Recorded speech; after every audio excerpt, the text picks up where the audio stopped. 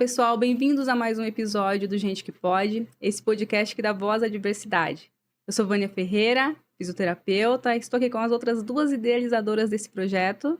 Juliana Golardins. Heloíse Guion Pires. A gente hoje vai falar um pouquinho com a nossa companheira Heloíse. E Heloíse, para começar, a gente já vai pedir que você conte um pouquinho da sua história de vida pra gente. Eu sou mãe de 4 pessoas incríveis e meus filhos, eles fazem parte dessa grande diversidade. Meu filho mais velho, ele tem um diagnóstico de TDAH.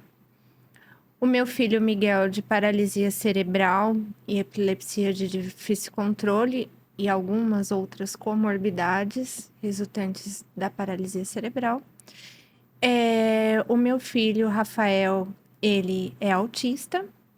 A minha filha Sofia, ela tem um diagnóstico de diabetes do tipo 1 e ela tem um diagnóstico neurológico ainda não definido, ainda em processo de investigação.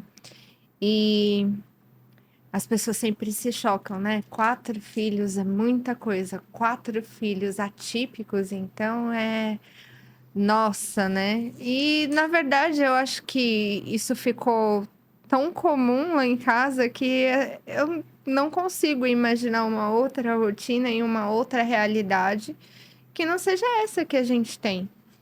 E eu já tinha minha irmã com um diagnóstico de esquizofrenia, de epilepsia, de autismo, de deficiência intelectual. E eu acho que ela me moldou muito para ser mãe. Eu acho que a Malu me preparou assim para a vida e para o mundo mesmo. E depois da Malu, para mim, todo o diagnóstico que vinha era algo mais, porque ela me fez enxergar que... Eu lembro que quando a gente estava no processo de adoção dela, me perguntaram, né? E se ela nascesse com alguma coisa, né? E eu falei que eu queria a Malu até se faltasse um pedaço. E eu realmente... Porque filho não é bolsa, né? Que a gente escolhe numa prateleira. Então, eu tenho certeza que os meus filhos, eles são perfeitos para mim. Eles são exatamente o que eu precisava. Eles são exatamente o que eles têm que ser. E dentre eles, para mim, talvez os maiores impactos e choques tenham sido com o Miguel.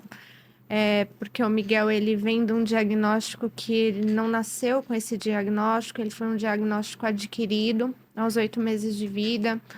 Um filho muito planejado, muito desejado. Eu fiz tratamento para engravidar, né? Fiz um tratamento longo para engravidar dele. Então, eu passei, além do luto do diagnóstico em si, eu passei o luto da criança que eu tinha até ali. E foi muito importante passar por esse luto, porque eu não podia depositar no Miguel a expectativa de que ele voltasse a ser a mesma criança que ele era antes do acidente. Porque eu não era mais aquela pessoa. E se eu, adulta, não era mais aquela pessoa, como eu podia exigir de uma criança, e agora com uma condição de saúde, que ele fosse quem ele era antes? Então, foi muito difícil também, porque num primeiro momento, faltou tudo. Num primeiro momento, faltou empatia, faltou humanização, faltou olhar para o choque que a gente estava vivendo, né? Eu saí de casa com o meu filho para fazer um ensaio fotográfico e eu não voltei mais com aquela criança para dentro de casa. Então, as maneiras com que eram falado pra gente, eu ouvi que meu filho tinha atividade cerebral de um nabo. Então, assim, aquilo, eu não estava nem conseguindo assimilar direito o que tinha acontecido. E aí eu tinha que receber as notícias dessa forma. Olha, se seu filho sobreviver, ele vai ficar para sempre aí deitado nessa cama de hospital, ligado aos aparelhos. É isso que sobrou para vocês. E foi muito difícil receber as coisas dessa forma. E aí eu fui de um extremo, que era onde eu recebia as coisas dessa maneira agressiva, dessa maneira desumana, para um lugar onde eu não poderia ter sido melhor acolhida, onde eu não poderia ter sido melhor recebida, onde disseram para mim que ainda que a chance do meu filho fosse menor que 1%, lutariam junto com a gente. E eles enxergaram aquela criança de 8 meses e eles enxergaram a família que estava sofrendo por aquela criança. Nunca me prometeram, e eu acho que é isso que às vezes não fica claro. Quando a gente fala de um acolhimento, de uma humanização, não quer dizer que você não tenha que dar más notícias. Elas são necessárias. Eu acho que a família merece a verdade. Mas o diferencial vai ser como você vai contar aquela verdade, né? Você vai dizer o prognóstico, então é um prognóstico difícil. Olha, realmente seu filho pode ficar extremamente sequelado. Mas nós vamos fazer tudo para que seu filho não sinta dor, para que dentro do que for possível ele consiga recuperar alguma coisa ou pelo menos conseguir lidar com essa nova realidade. Nós vamos estar aqui para acolher vocês. Então, assim, faltou isso. E aí eu fui para um lugar onde eu tinha isso, né? Mas ainda era muito chocante, né? Eu tinha uma criança que ele tinha um desenvolvimento super adiantado, né? Ele com 8 meses trocava passos. E de repente eu tinha uma criança que não fazia mais nada, ele nem piscava sozinho. E uma coisa que eu lembro muito é que mesmo num lugar muito humanizado, podem haver falhas na comunicação, e não porque o profissional ele não é bom, ou porque ele não quer, mas é porque às vezes ele esquece a condição em que a mãe tá, né? E eu já contei essa história e vou dividir com o nosso público, que eu lembro um dia que eles falaram para mim, olha, ele tá apresentando uma hipertonia do membro superior direito. Aí eu falei, hipertonia. Ah, tá bom, doutor, né? Porque você fica com vergonha de perguntar, né? Até porque eles veem que você tá entendendo ali mais ou menos tudo, vê que você tem um pouco mais de nível de esclarecimento, então eles vão jogando.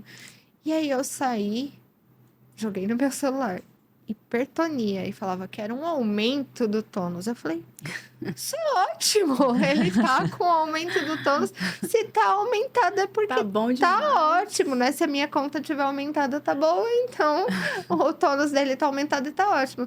E aí, depois que eu fui começando a entender, que aí, quando eu fui perguntar por que ele ficava com o braço naquela posição, mas a gente explicou que ele tinha hipertonia.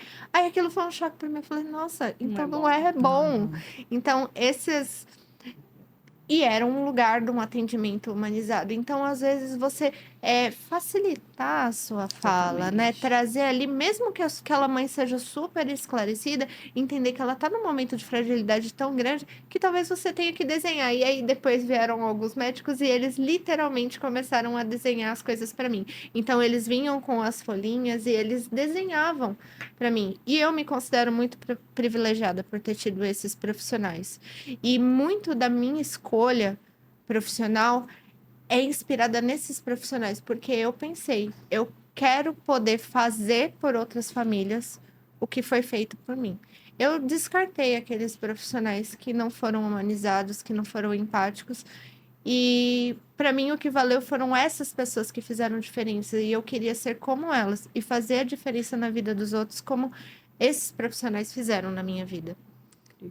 E como é que você pensa, assim, que é o ideal, a forma ideal de se dar essas notícias, né? Como você mesma disse. Porque muitas vezes eu já passei o outro lado, né? De saber o prognóstico difícil frente ali à avaliação de uma criança que às vezes é o primeiro contato que eu tô tendo com aquela família. E que aí a mãe chega do seu lado, porque você tá lá investigando e tentando saber, e às vezes, como você falou, é o único profissional que tá ouvindo, e ela se abre, aí ela pega na sua mão, olha no fundo dos seus olhos e fala assim, ele vai andar? E aí eu queria que vocês me ajudassem Nesse momento, o que esse profissional também, que ele sabe no fundo do coração, ele queria dar uma outra notícia e a gente sabe que não pode tirar a esperança, que a gente não pode desmotivar e que também nada é definitivo, porque que Deus está acima de todas as coisas.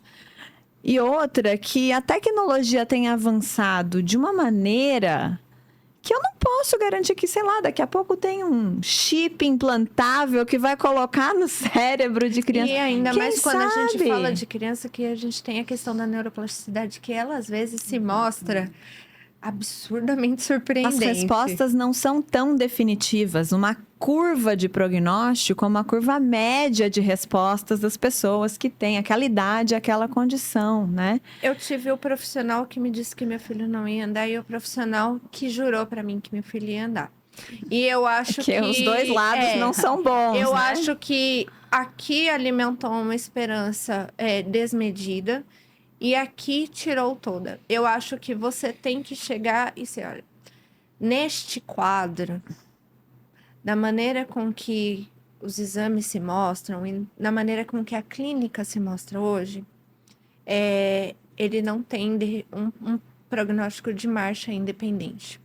Mas você precisa entender que a gente está falando e aí colocar todos esses pontos variáveis e além disso falar assim, olha, mas nós podemos fazer. Então nós temos hoje, eu digo que lá em casa eu lembro o dia que chegou a cadeira de roda do Miguel e o quanto a gente chorava e todo mundo achava que a gente estava chorando de tristeza. E a gente estava feliz demais. O choro era de emoção, assim, do peito explodindo mesmo, de felicidade.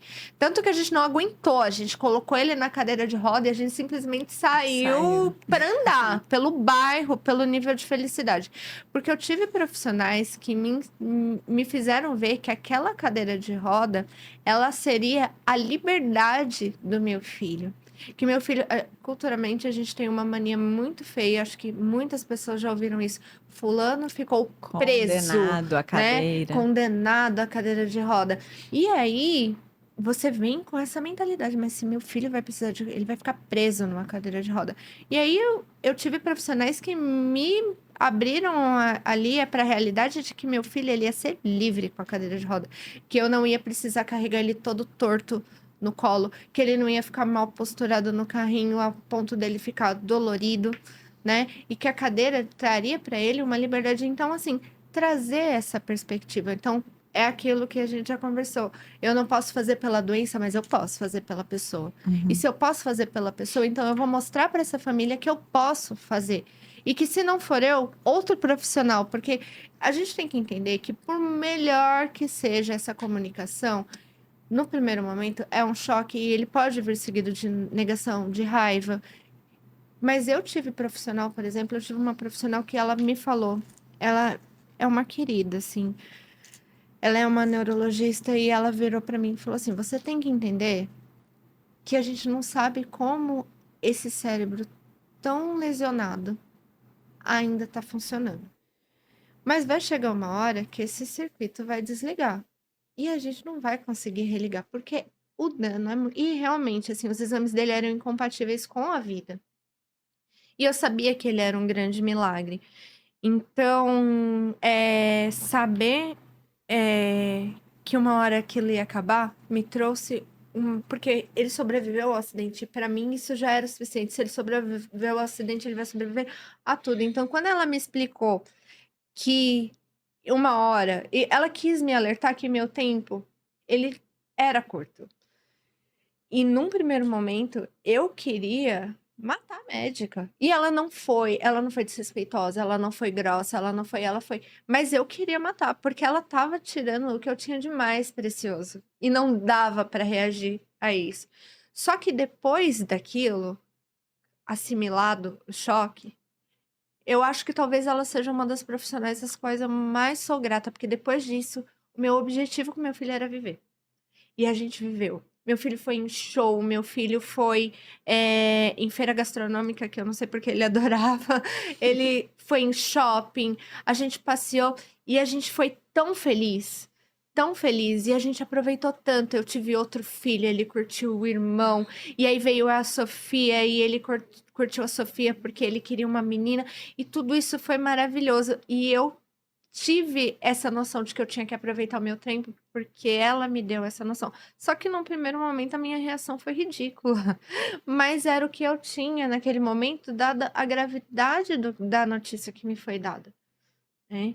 E quando o Miguel morreu, isso não é uma coisa assim que você.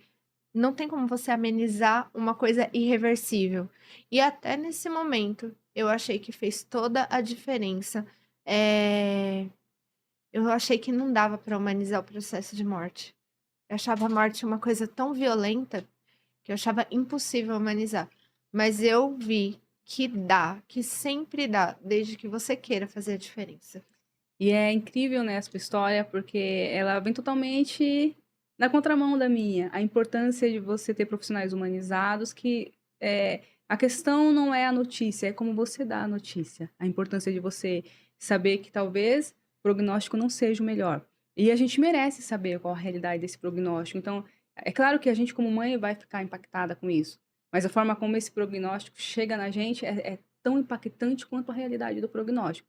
Né? Eu lembro que eu aceitar a cadeira de rodas para o meu filho, eu adiei isso muito. Porque eu não tive profissionais que me orientaram, me conscientizaram do quanto isso daria liberdade para ele, a liberdade que ele precisava dentro do que ele consegue. Então, eu adiei muito, né, a aquisição de uma cadeira de rodas para o meu filho. Foi difícil. Eu lembro que em um determinado momento dentro da UTI neuropediátrica, os médicos falaram para mim, olha, você acredita em Deus?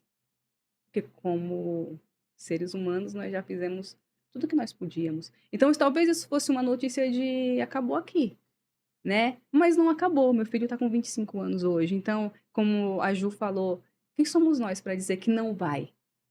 E quem somos nós para dizer que vai? A gente oferece o que a gente tem. E a gente tenta dar sempre o melhor. Com certeza. Gente, vamos lá fazer aquela nossa última perguntinha de fechamento aqui, Elo. A gente ficaria aqui horas, né, conversando, muito mais tempo, mas por isso que a gente precisa de apoiadores para as nossas próximas temporadas e nossos projetos. Mas, enfim, qual será o seu conselho ou a sua frase para os profissionais de saúde, para a sociedade em geral, pensando na inclusão? É sempre enxergar a pessoa além do diagnóstico e a família além do diagnóstico, né? Por maior que esse diagnóstico seja, a pessoa é maior. E a família também. Então, eu acho que esse seria. E a empatia não é num modelo do que eu faria no lugar do outro, mas entender que eu posso até não sentir a dor do outro, mas se ela tá lá, eu tenho que respeitar e acolher. Então, esse seria o meu conselho para profissionais e para a própria população mesmo. Muito bem, gente. Então, estamos chegando ao fim aqui desse episódio. E esse projeto só é possível graças aos nossos patrocinadores e apoiadores, que são eles, então, o patrocinador oficial, que é a agência de marketing Treve, a Casa Day Personalizados, responsável justamente pelas lembrancinhas, pelas nossas canecas, o Instituto Beta de Ensino em Saúde, a Batfélix Informática, a Estética Renata Nascimento e os nossos apoiadores, o Estúdio de Fotografia Ingrid Fotos e, claro, esse estúdio maravilhoso que é a Jogue Play, que fica localizado em Guarulhos, aqui na Rua Ana da Silva, 112. Fica o nosso convite para curtir, compartilhar, manda para todo mundo. Estamos nas redes sociais, Instagram, YouTube, Spotify. Ajuda a gente ali, né? Que o algoritmo sempre pede mais alcance. A gente quer chegar a mais ouvidos, levar essa voz da diversidade para todos, porque todos são gente que pode.